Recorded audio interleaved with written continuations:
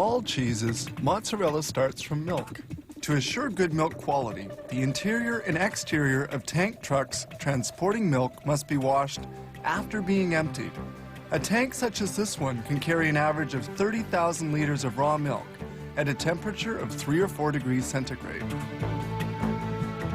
Raw milk destined for cheese making contains 3.8% fats and 3.3% proteins. They store the milk and whey, a milk byproduct, in these immense silos, each with a capacity of 225,000 liters. This milk separator extracts surplus cream to adjust the percentage of fat according to the type of cheese to be made. Fabrication begins with this tank, which feeds the pasteurizer. Pasteurization sterilizes beverages which can easily ferment. Milk samples are drawn off to precisely determine their milk fat and protein content. Tests are carried out in this laboratory where they impose controls. These test tubes contain milk samples which will undergo microbiological analysis. Milk quality must be impeccable.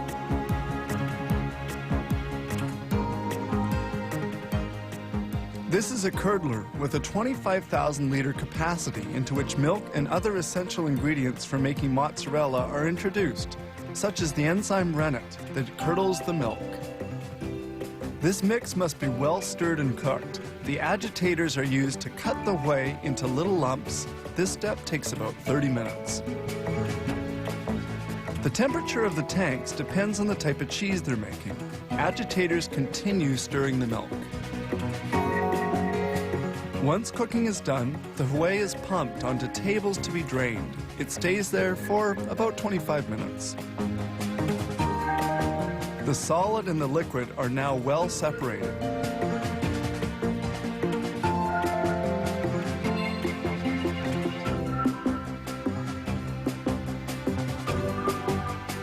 The liquid we see draining is called lactose serum. The lactose serum will be concentrated and transformed into milk byproducts.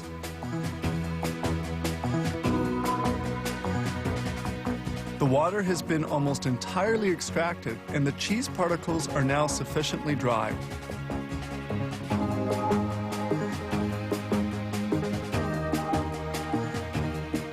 This large automated blade then moves cheese particles towards the next step.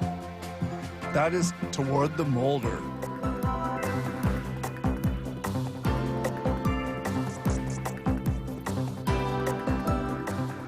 In the molder, the cheese is cut up before being carried to the cooker, the final processing step. It appears that this mozzarella has just the right texture.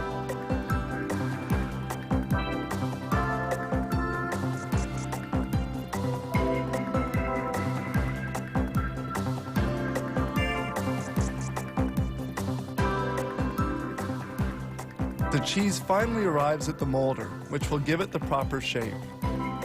Each mold has a 2.5 kilo capacity and is rectangular. Brine, a salt solution, serves to cool as well as to salt the cheese blocks. The blocks are unmolded and fall into a brine tank.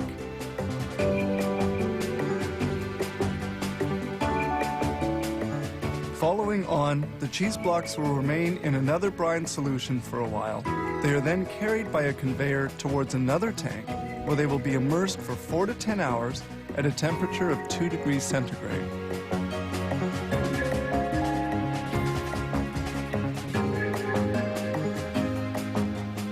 Sprays of brine remove the foam which forms at the surface of the tank.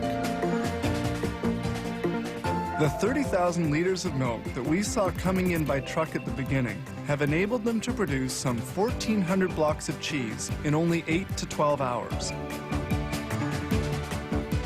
The cheese blocks are finally vacuum packed, ready for shipment.